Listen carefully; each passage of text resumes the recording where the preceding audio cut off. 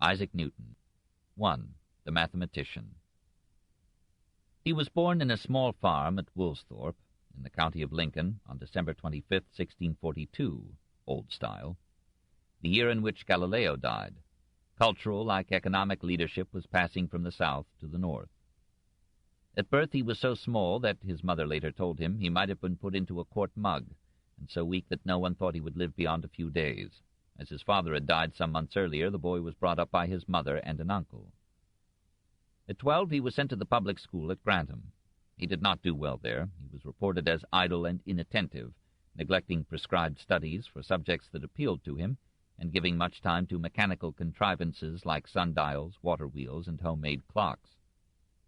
After 2 years at Grantham, he was taken from school to help his mother on the farm, but again he skimped his duties to read books and do mathematical problems. Another uncle, recognizing his ability, sent him back to school and arranged for Newton's admission to Trinity College, Cambridge, in 1661 as a subsizar, a student who earned his expenses by various services. He took his degree 4 years later and was soon thereafter elected a fellow of the college. He dealt chiefly with mathematics, optics, astronomy, and astrology. In this last study he maintained interest till late in his life. In 1669 his mathematics teacher, Isaac Barrow, resigned, and on Barrow's recommendation of him as an unparalleled genius, Newton was appointed to succeed him. He held this chair at Trinity for 34 years. He was not a successful teacher. So few went to hear him, his secretary recalled, and fewer that understood him, that oft-times he did in a manner for want of hearers read to the walls. On some occasions he had no auditors at all, and returned sadly to his room. There he built a laboratory, the only one then to be found in Cambridge. He made many experiments, mainly in alchemy, the transmuting of metals being his chief design, but also he was interested in the elixir of life and the Philosopher's Stone. He continued his alchemist studies from 1661 to 1692, and even while writing the Principia he left unpublished manuscripts on alchemy totaling 100,000 words or more, wholly devoid of value. Boyle and other members of the Royal Society were feverishly engaged in the same quest for manufacturing gold. Newton's aim was not clearly commercial. He never showed any eagerness for material gains. Probably he was seeking some law or process by which the elements could be interpreted as transmutable variations of one basic substance. We cannot be sure that he was wrong. Outside his rooms at Cambridge he had a small garden. There he took short walks, soon interrupted by some idea which he hurried to his desk to record. He sat little, but rather walked about his room so much that, said his secretary, you might have thought him among the Aristotelian sect of peripatetics. He ate sparingly, often skipped a meal, forgot that he had missed it, and grudged the time he had to give to eating and sleeping. He rarely went to dine in the hall, and then, if he had not been reminded, would go very carelessly, with shoes down at the heels, stockings untied, and his head scarcely combed. Many stories were told, and many were invented, about his absent-mindedness. On awakening from sleep, we are assured, he might sit on his bed for hours undressed, engrossed in thought. When he had visitors, he would sometimes disappear into another room, jot down ideas, and quite forget his company.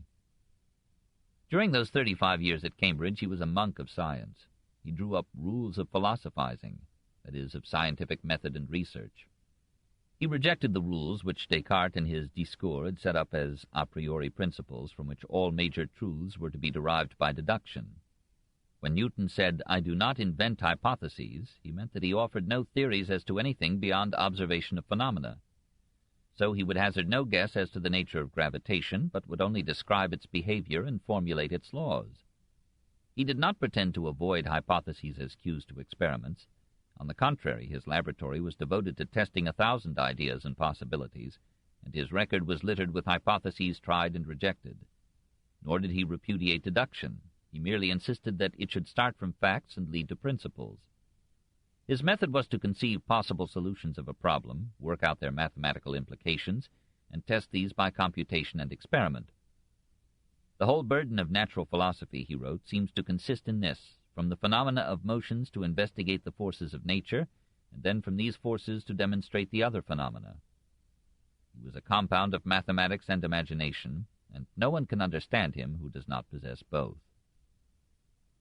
Nevertheless, we proceed. His fame has two foci, calculus and gravitation. He began his work on the calculus in 1665 by finding the tangent and radius of curvature at any point on a curve. He called his method not calculus, but fluxions, and gave for this term an explanation upon which we cannot improve. Lines are described and thereby generated not by the apposition of parts, but by the continued motion of points. Superficies, or planes, by the motion of lines, solids by the motion of superficies, angles by the rotation of the sides, portions of time by continual flux, and so in other quantities. Therefore, considering that quantities, which increase in equal times and by increasing are generated, became greater or less according to the greater or less velocity with which they increase or are generated, I sought a method of determining quantities from the velocities of the motions or increments in which they are generated, and calling these velocities of the motions or increments fluxions, and the generated quantities fluents, I fell by degrees upon the method of fluxions in the years 1665 and 1666. Newton described his method in a letter to Barrow in 1669, and referred to it in a letter to John Collins in 1672. He probably used the method in reaching some of the results in his Principia of 1687, but his exposition there, probably for the convenience of his readers, followed accepted geometrical formulas. He contributed a statement of his fluxions procedure, but not over his own name, to Wallace's Algebra in 1693. Not till 1704, in an appendix to his Optics, did he publish the account just quoted. It was characteristic of Newton to delay publication of his theories. Perhaps he wished first to resolve the difficulties suggested by them, so he waited till 1676 to announce his binomial theorem, though he had probably formulated it in 1665. These deferments embroiled the mathematicians of Europe in a disgraceful controversy that for a generation disrupted the international of science. For between Newton's communication of his fluxions to his friends in 1669 and the publishing of the new method in 1704, Leibniz developed a rival system at Mainz and Paris. In 1671 he sent to the Académie des Sciences a paper containing the germ of the differential calculus. On a visit to London, January to March 1673, Leibniz met Oldenburg. He had already corresponded with him and Boyle. Newton's friends later believed, historians now doubt, that Leibniz on this trip received some suggestion of Newton's fluxions. In June 1676, at the request of Oldenburg and Collins, Newton wrote a letter for transmission to Leibniz, explaining his method of analysis. In August, Leibniz replied to Oldenburg, including some examples of his own work in calculus. And in June 1677, in a further letter to Oldenburg, he described his form of differential calculus and his system of notation, which differed from Newton's. In the Acta Eruditorum for October 1684, he again expounded the differential calculus, and in 1686 he published his system of integral calculus. In the first edition of the Principia in 1687, Newton apparently accepted Leibniz's independent discovery of calculus. In letters which went between me and that most excellent geometer, G.W. Leibniz, 10 years ago, when I signified that I was in the knowledge of a method of determining maxima and minima, of drawing tangents and the like, that most distinguished man wrote back that he had also fallen upon a method of the same kind, and communicated his method, which hardly differed from mine except in his forms of words and symbols. This gentlemanly acknowledgment should have contracepted controversy. But in 1699, a Swiss mathematician, in a communication to the Royal Society, suggested that Leibniz had borrowed his calculus from Newton. In 1705, Leibniz, in an anonymous review of Newton's Optics, implied that Newton's fluxions were an adaptation of the Leibnizian calculus. In 1712, the Royal Society appointed a committee to examine the documents involved. Before the year was out, the Society published a report, Commercium Epistolicum, asserting the priority of Newton, but leaving open the question of Leibniz's originality. In a letter of April 9, 1716, to an Italian priest in London, Leibniz protested that Newton's scholium had settled the question. Leibniz died November 14, 1716. Soon afterward, Newton denied that the scholium allowed him, Leibniz, the invention of the calculus differentialis, independently of my own. In the third edition of the Principia in 1726, the scholium was omitted. The dispute was hardly worthy of philosophers, since either claimant might have bowed to Fermat's priority. 2. The physicist. Mathematics, however wonderful, was only a tool for calculating quantities. It did not profess to understand or describe reality. When Newton turned from the tool to the ultimate quest, he addressed himself first to the mystery of light. His first lectures at Cambridge were on light, color, and vision. Characteristically, he did not publish his Optics till 35 years later, in 1704. He had no itch to print. In 1666, he bought a prism at Sturbridge Fair and began optical experiments. From 1668 onward, he made a succession of telescopes.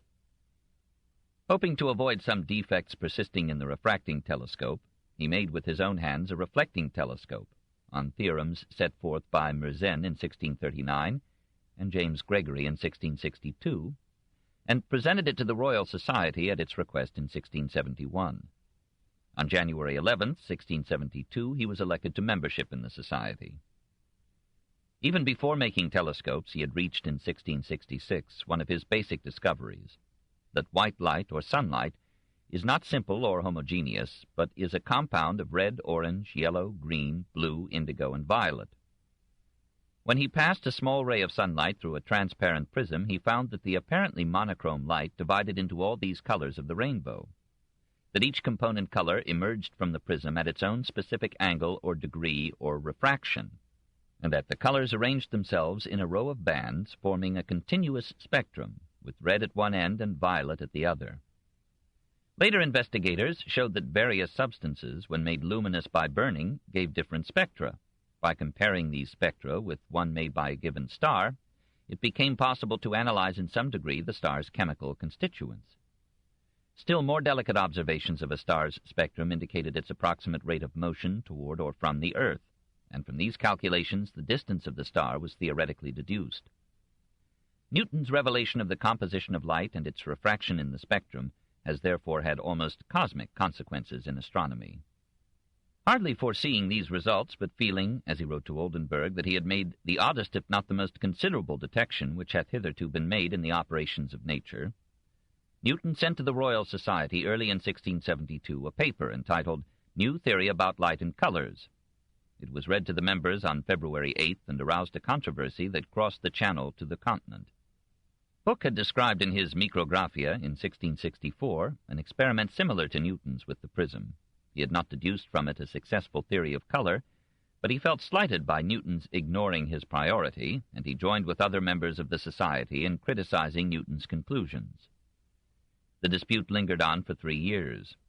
"I am so persecuted," wrote the thin-skinned Newton, "with discussions arising out of my theory of light, that I blamed my own imprudence for parting with so substantial a blessing as my quiet to run after a shadow."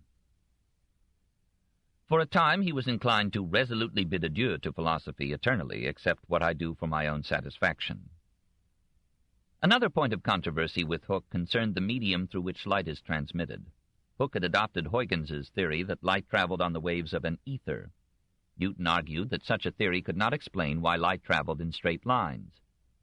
He proposed instead a corpuscular theory. Light is due to the emission by a luminous body of innumerable tiny particles traveling in straight lines through empty space with a speed of 190,000 miles per second.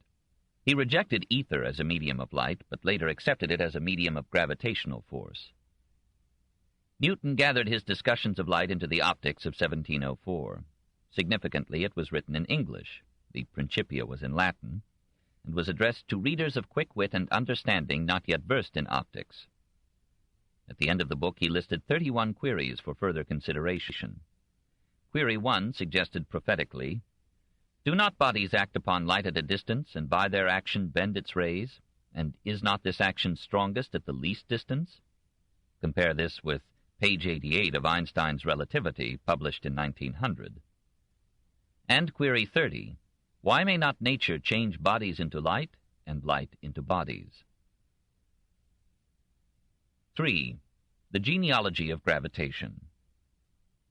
The year 1666 was germinal for Newton. It saw the beginning of his work in optics, but also, he later recalled, "In May I had entrance into the inverse method of fluxions. and in the same year I began to think of gravity extending to the orbit of the moon, having thereby compared the force requisite to keep the moon in her orbit with the force of gravity at the surface of the earth, and found them to answer pretty nearly. In those years I was in the prime of my age. In 1666 the plague reached Cambridge, and for safety's sake Newton returned to his native Woolsthorpe.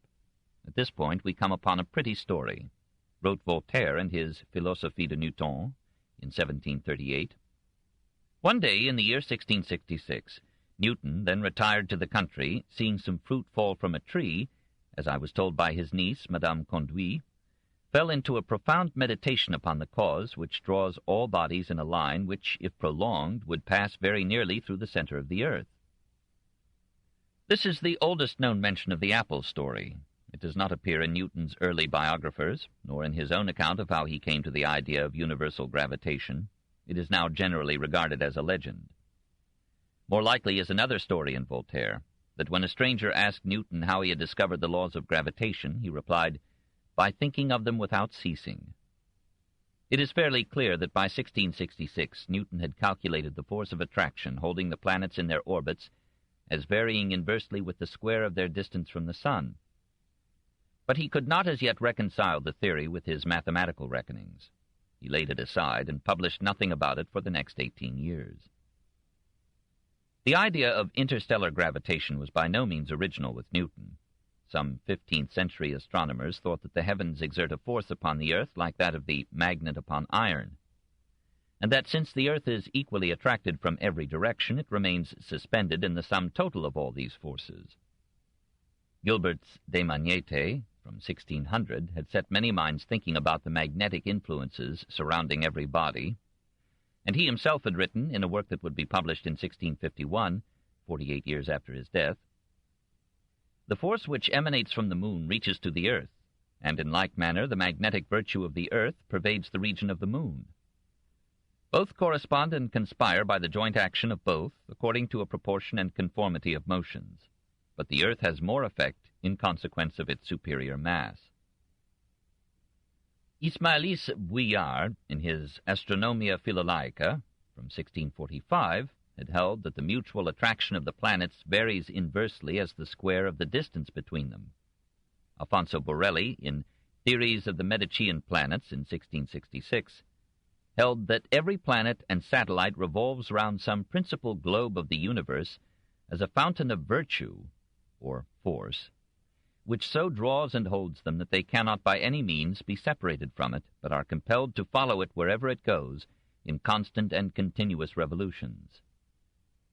And he explained the orbits of these planets and satellites as the resultant of the centrifugal force of their revolution, as we find in a wheel or a stone whirled in a sling, countered by the centripetal attraction of their sun. Kepler considered gravity inherent in all celestial bodies, and for a while he reckoned its force as varying inversely with the square of the intervening distance. This would have clearly anticipated Newton, but later he rejected this formula and supposed the attraction to be diminished in direct proportion as the distance increased. These approaches to a gravitational theory were deflected by Descartes' hypothesis of vortices forming in a primeval mass and then determining the action and orbit of each part. Many of the alert inquirers in the Royal Society puzzled over the mathematics of gravitation. In 1674, Hooke, in An Attempt to Prove the Annual Motion of the Earth, anticipated by 11 years Newton's announcement of the gravitation theory. "I shall explain a system of the world, differing in many particulars from any yet known, answering in all things to the common rules of mechanical motions. This depends upon three suppositions. First, that all celestial bodies whatsoever have an attractive or gravitating power towards their centers, whereby they attract not only their own parts and keep them from flying from them, but that they do also attract all other celestial bodies that are within the sphere of their activity. The second suggestion is this, that all bodies whatsoever that are put into direct and simple motion will so continue to move forward in a straight line till they are by some other effectual powers deflected. The third supposition is that these attractive powers are so much the more powerful in operating by how much nearer the body wrought upon is to their own centers." Hooke did not in this treatise reckon the attraction as varying inversely with the square of the distance, but if we may believe Aubrey, he communicated this principle to Newton, who had already arrived at it independently. In January 1684, Hooke propounded the formula of inverse squares to Wren and Halley, who themselves had already accepted it. They pointed out to Hooke that what was needed was no mere supposition, but a mathematical demonstration that the principle of gravitation would explain the paths of the planets. Wren offered to Hooke and Halley a reward of 40 shillings, or $100, if either would bring him within 2 months a mathematical proof of gravitation. So far as we know, none came. Sometime in August 1684, Halley went to Cambridge and asked Newton what would be the orbit of a planet if its attraction by the sun varied inversely as the square of the distance between them. Newton replied, an ellipse. As Kepler had concluded from his mathematical study of Tycho Brahe's observations that the planetary orbits are elliptical, astronomy seemed now confirmed by mathematics and vice versa. Newton added that he had worked out the calculations in detail in 1679, but had laid them aside, partly because they did not fully accord with the then current estimates of the Earth's diameter and the distance of the Earth from the Moon. More probably because he was not sure that he could treat the Sun, the planets, and the Moon as single points in measuring their attractive force. But in 1671, Picard announced his new measurements of the Earth's radius and a degree of longitude, which last he calculated at 69.1 English statute miles. And in 1672, Picard's mission to Cayenne enabled him to estimate the distance of the Sun from the Earth as 87 million miles. The present figure is 92 million. These new estimates harmonized well with Newton's mathematics of gravitation, and further calculations in 1685 convinced him that a sphere attracts bodies as though all its mass were gathered at its center. Now he felt more confidence in his hypothesis.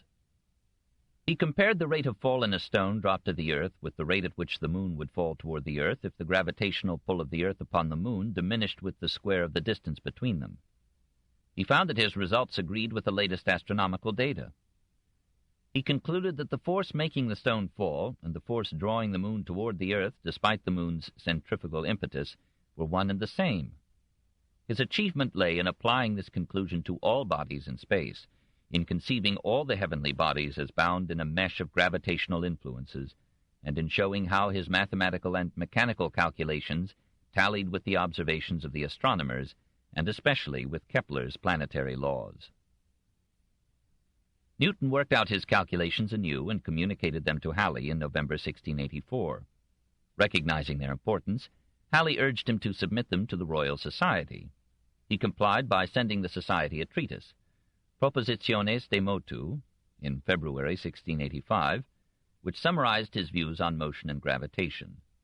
In March 1686, he began a fuller exposition, and on April 28, 1686, he presented to the Society, in manuscript, Book 1, De Motu Corporum, of Philosophiae Naturalis Principia Mathematica. Hooke at once pointed out that he had anticipated Newton in 1674. Newton answered in a letter to Halley that Hooke had taken the idea of inverse squares from Borelli and Bouillard. The dispute waxed to mutual irritation. Halley acted as peacemaker, and Newton soothed Hooke by inserting into his manuscript, under Proposition 4, a scholium in which he credited our friends Wren, Hooke, and Halley as having already inferred the law of inverse squares. But the dispute so irked him that when he announced to Halley on June 20th, 1687, that Book 2 was ready, he added, "The third I now design to suppress. Philosophy is such an impertinently litigious lady that a man had as good be engaged in lawsuits as have to do with her." Halley persuaded him to continue, and in September 1687 the entire work was published under the imprint of the Royal Society and its current president, Samuel Pepys. The Society being short of funds, Halley paid for the publication entirely out of his own pocket, though he was not a man of means. So at last, after 20 years of preparation, appeared the most important book of 17th-century science, rivaled in the magnitude of its effect upon the mind of literate Europe only by the De Revolutionibus Orbium Coelestium, from 1543, of Copernicus, and The Origin of Species, in 1859, of Darwin. These 3 books are the basic events in the history of modern Europe. 4. The Principia. The preface explained the title. Since the ancients, as we are told by Pappus, made great account of the science of mechanics in the investigation of natural things, and the moderns, laying aside substantial forms of the scholastics and occult qualities, have endeavored to subject the phenomena of nature to the laws of mathematics, I have in this treatise cultivated mathematics as far as it regards natural philosophy. Therefore, we offer this work as mathematical principles of philosophy, for all the difficulty of philosophy seems to consist in this: from the phenomena of motions to investigate the forces of nature, and then from these forces to demonstrate the other phenomena. The viewpoint is to be strictly mechanical. I wish we could derive the rest of the phenomena of nature by the same kind of reasoning from mechanical principles, for I am induced by many reasons to suspect that they may all depend upon certain forces by which the particles of bodies, by some causes hitherto unknown, are either mutually impelled towards each other and cohere in regular figures, or are repelled and recede from each other, which forces being unknown, philosophers have hitherto attempted the search of nature in vain. But I hope the principles here laid down will afford some light either to that or some truer method of philosophy. After laying down some definitions and axioms, Newton formulated 3 laws of motion. 1. Every body continues in its state of rest or of uniform motion in a straight line unless it is compelled to change that state by forces impressed upon it. 2. The change of motion is proportional to the motive force impressed and is made in the direction of the straight line in which that force is impressed. 3. To every action there is always opposed an equal reaction. Armed with these laws and the rule of inverse squares, Newton proceeded to formulate the principle of gravitation. Its current form, that every particle of matter attracts every other particle with a force varying directly as the product of their masses and inversely as the square of the distance between them, is nowhere found in these words in the Principia. But Newton expressed the idea in the general scholium that closes Book 2. Gravity operates according to the quantity of the solid matter which they, the sun and the planets, contain, and propagates its virtue on all sides, decreasing always as the inverse square of the distances. He applied this principle and his laws of motion to the planetary orbits and found that his mathematical calculations harmonized with the elliptical orbits deduced by Kepler. He argued that the planets are deflected from rectilinear motions and are kept in their orbits by a force tending toward the sun and varying inversely as the square of their distances from the center of the sun. On similar principles, he explained the attraction of Jupiter upon its satellites and of the Earth upon the moon. He showed that Descartes' theory of vortices as the first form of the cosmos could not be reconciled with Kepler's laws. He calculated the mass of each planet and figured the density of the Earth as between 5 and 6 times that of water. The current figure is 5.5. He accounted mathematically for the flattening of the Earth at the poles, and ascribed the bulge of the Earth at the equator to the gravitational attraction of the sun. He worked out the mathematics of tides as due to the combined pull of the sun and the moon upon the seas, and by similar lunisolar action he explained the precession of the equinoctial points. He reduced the trajectories of comets to regular orbits, and so confirmed Halley's prediction. By attributing gravitational attraction to all planets and stars, he pictured a universe mechanically far more complex than had been supposed. For now every planet or star was viewed as influenced by every other. But into this complex multitude of heavenly bodies Newton placed law. The most distant star was subject to the same mechanics and mathematics as the smallest particles on the earth. Never had man's vision of law ventured so far or so boldly into space. The first edition of the Principia was soon sold out, but no second edition appeared till 1713. Copies became so scarce and hard to secure that one scientist transcribed the whole work with his own hand. It was recognized as an intellectual enterprise of the highest order, but some notes of criticism soured the praise. France, clinging to Descartes' vortices, rejected the Newtonian system until Voltaire gave it a worshipful exposition in 1738. Cassini and Fontenelle objected that gravitation was just one more occult force or quality. Newton propounded certain relationships among the heavenly bodies, but he had not revealed the nature of gravitation, which remained as mysterious as God. Leibniz argued that unless Newton could show the mechanism by which gravitation could act through apparently empty space upon objects millions of miles away, gravitation could not be accepted as anything more than a word.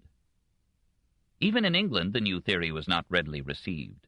Voltaire claimed that 40 years after its first publication, hardly 20 scientists could be found favorable to it. Whereas in France, critics complained that the theory was insufficiently mechanical as compared with Descartes' primeval whirlpools, in England, the objections were predominantly religious. George Berkeley, in Principles of Human Knowledge in 1710, regretted that Newton had thought of space, time, and motion as absolute, apparently eternal, and existing independently of divine support. Mechanism so pervaded the Newtonian system that there seemed no place in it for God. When Newton, after characteristic delays, agreed to prepare a second edition, he tried to appease his critics. He assured Leibniz and the French that he did not assume a force acting at a distance through empty space. He believed in an intervening medium of transmission, though he would not attempt to describe it, and he frankly confessed that he did not know the nature of gravitation. It was in this connection that he wrote in the second edition the oft-misunderstood words, non fingo hypotheses. Gravity, he added, must be caused by an agent acting constantly according to certain laws. But whether this agent be material or immaterial, I have left to the consideration of my readers. To further meet religious objections, he appended to the second edition a general scholium on the role of God in his system. He restricted his mechanistic explanations to the physical world. Even in that world, he saw evidences of divine design. The great machine required some initial source of its motion, which must be God. Moreover, there were in the solar system certain irregularities of behavior, which God periodically corrected as they arose. To make room for such miraculous interpositions, Newton surrendered the principle of the conservation of energy. The world machine, he now supposed, lost energy in time and would run down if God did not intervene to restore its force. This most beautiful system of the sun, planets, and comets, he concluded, could only proceed from the counsel and dominion of an intelligent and powerful being. Finally, he moved toward a philosophy that could be interpreted in either a vitalistic or a mechanistic sense. And now we might add something concerning a certain most subtle spirit which pervades and hides in all gross bodies, by the force and action of which spirit the particles of bodies attract one another at near distances and cohere if contiguous, and electric bodies operate to greater distances, as well repelling as attracting the neighboring corpuscles. And light is emitted, reflected, refracted, inflected, and heats bodies. And all sensation is excited, and the members of animal bodies move at the command of the will, namely by the vibrations of this spirit, mutually propagated along the solid filaments of the nerves, from the outward organs of sense to the brain, and from the brain into the muscles. But these are things that cannot be explained in a few words, nor are we furnished with that sufficiency of experiments which is required to an accurate determination and demonstration of the laws by which this electric and elastic spirit operates. What was his actual religious faith? His professorship at Cambridge required allegiance to the established church, and he attended Anglican services regularly. But, says his secretary, as for his private prayers, I can say nothing of them. I am apt to believe his intense studies deprived him of the better part. Yet he studied the Bible as zealously as he studied the universe. An archbishop complimented him. You know more divinity than all of us put together. And Locke said of his knowledge of the Scriptures, I know few his equals.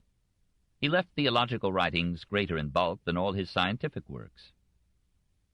His studies led him to semi-Arian conclusions, much like those of Milton, that Christ, though the Son of God, was not equal in time or power with God the Father. For the rest, Newton was or became quite orthodox. He seems to have taken every word of the Bible as the word of God, and to have accepted the books of Daniel and Revelation as literal truth.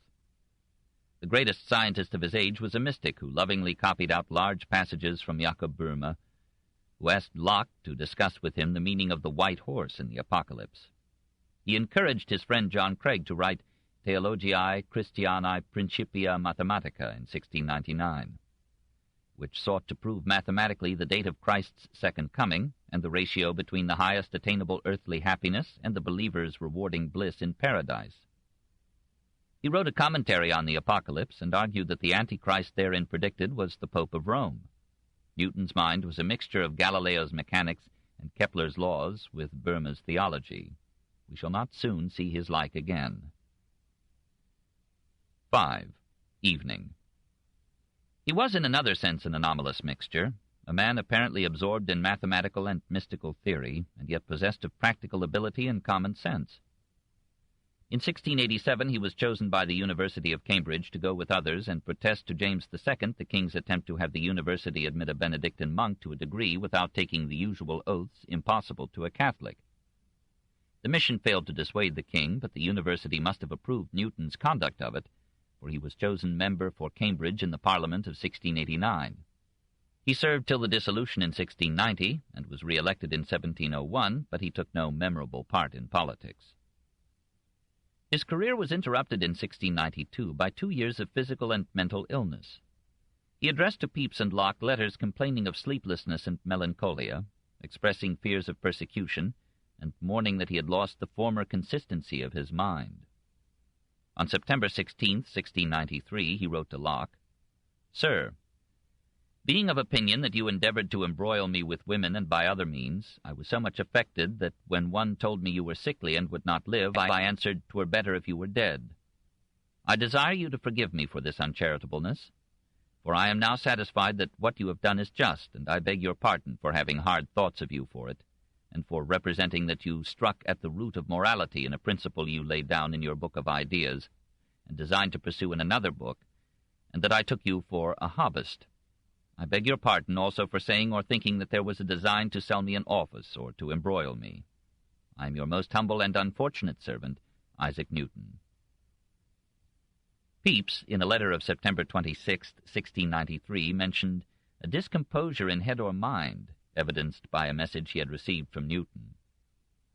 Huygens left at his death in 1695 a manuscript in which he noted, under the date of May 29, 1694, that Mr. Colin, a Scotchman, informed me that 18 months ago the illustrious geometer Isaac Newton had become insane, but had so far recovered his health that he began to understand the Principia. Huygens sent the report to Leibniz in a letter of June 8, 1694. "The good Mr. Newton has had an attack of phrenitis which lasted 18 months, and of which they say his friends have cured him by means of remedies and keeping him shut up. Some have supposed that this nervous breakdown led Newton from science to the apocalypse, but we cannot say. It was said that he never again concentrated after the old fashion or did any fresh work. Yet he solved almost at once in 1696 a mathematical problem proposed by Johann Bernoulli to the acutest mathematicians in the world, and he did likewise with a problem set by Leibniz in 1716. His answer to Bernoulli was sent anonymously through the Royal Society, but Bernoulli at once guessed the author to be Newton, recognizing, he said, tanquam ex ungue leonum, the lion from his toenail. In 1700 he discovered the theory of the sextant. He let it remain unknown except by a letter to Halley, and it had to be reinvented in 1730, and he seems to have filled creditably the difficult positions to which he was presently appointed by the state. Locke, Pepys, and other friends had for some time negotiated to secure for Newton a governmental position that would get him away from the confinement of his room and laboratory at Cambridge. In 1695 they persuaded Lord Halifax to offer him the post of Warden of the Mint. The appointment was no sinecure and no act of charity. The government wished to use Newton's knowledge of chemistry and metallurgy in minting a new coinage. In 1695 he moved to London, where he lived with his niece, Catherine Barton, the mistress of Halifax. Voltaire felt that the charm of this niece led Halifax, as Chancellor of the Exchequer, to make Newton Master of the Mint in 1699, but this bit of gossip hardly explains why Newton continued to hold that office through his remaining 28 years, and to the general satisfaction. His old age should have been happy. He was honored as the greatest of living scientists. Not till our own time did any man of science enjoy such wide acclaim. He was elected President of the Royal Society in 1703, and annually thereafter till his death. In 1705 he was knighted by Queen Anne. When he rode in his carriage through the London streets, people gazed with awe upon his pink face, majestic and benevolent under a mass of white hair. And they could not always see that he had expanded out of proportion to his modest height. He enjoyed a good salary, £1,200 a year, and invested his savings so wisely that he left £32,000 when he died, though he had been generous in gifts and charity. He surmounted successfully the South Sea Company fiasco. However, he was moody, sometimes irritable, suspicious, secretive, always timid but proud. He loved privacy and did not make friends readily. In 1700 he proposed to a rich widow. Nothing came of it, and he never married. High-strung and morbidly sensitive, he bore criticism painfully, resented it sharply, and fought back stoutly in controversy. He was conscious of his own work and ability, but he lived modestly until his salary and his savings enabled him to have 6 servants and enjoy a high place in London society. In his 79th year he began to repay his debt to nature. Diseases that respect no genius afflicted him, stone in the bladder and urinary incontinence. At the age of 83 he suffered from gout, and at 84 from hemorrhoids. On March 19, 1727, the pains from the stone were so severe that he lost consciousness. He never regained it, but died the next day in his 85th year. He was buried in Westminster Abbey after a funeral led by statesmen, nobles, and philosophers, in a pall borne by dukes and earls. Poets swathed him in elegies, and Pope composed a famous epitaph. Nature and nature's laws lay hid in night. God said, "Let Newton be," and all was light. Voltaire, even in old age, was moved when he told how, in his English exile, he had seen a mathematician buried with the honors of a king. Newton's fame grew to almost absurd heights. Leibniz judged his rival's contributions to mathematics to be equal in value to all previous work in that science.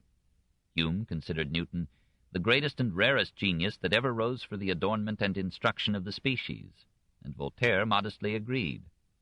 Lagrange called the Principia the greatest production of the human mind, and Laplace assured it for all time a preeminence above all other productions of the human intellect.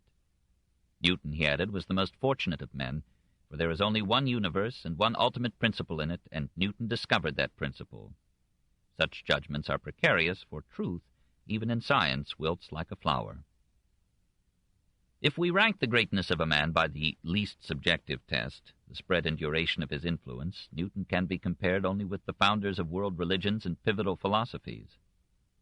For a time, his influence upon English mathematics was harmful, for his fluxions and their notation proved less convenient than the calculus and notation with which Leibniz prevailed on the continent.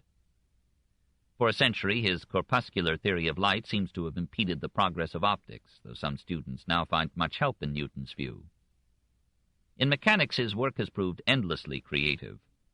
All that has been accomplished in mechanics since his day, wrote Ernst Mach, has been a deductive, formal, and mathematical development on the basis of Newton's laws.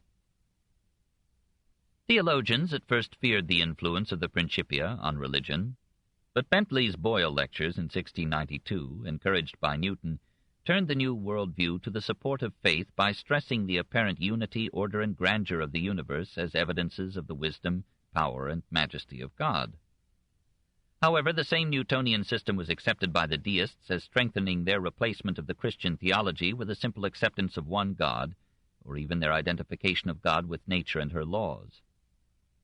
Probably the final influence of Newton on religion was injurious. Despite his protests and his million words of theological writings, freethinkers supposed that he had conceived a self-subsistent world and had brought deity into it as a comforting afterthought.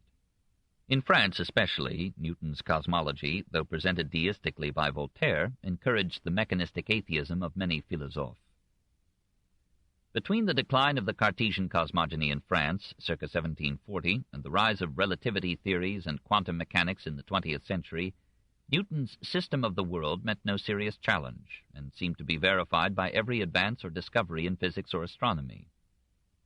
So far as an outsider can understand such arcana, the principal dissents of contemporary physicists from Newton's mechanics are: 1. Newton took space and distance, time and motion as absolute, that is, not varying in quantity according to anything outside themselves. Einstein considered them relative, varying with the position and motion of the observer in space and time. 2. Newton's first law of motion apparently assumed that a body might continue in a state of rest or of uniform motion in a straight line. But rest is always relative, like the rest of a traveler in a speeding plane. All things move, and never in a straight line, for every line of motion or action is deflected by surrounding bodies, as Newton realized. 3. Newton thought of mass as a constant, Some contemporary physicists think of it as varying with the relative velocity of observer and object. 4. Force is now looked upon as a convenient but not necessary concept in science, which aims to content itself with describing sequences, relations, and results. We do not and need not, we are told, know what it is that passes from a moving object to an object that it strikes. We need only record the sequences and assume, never with absolute certainty, that these will be in the future what they have appeared to be in the past. Gravitation, in this view, is not a force, but a system of relationships among events in space and time.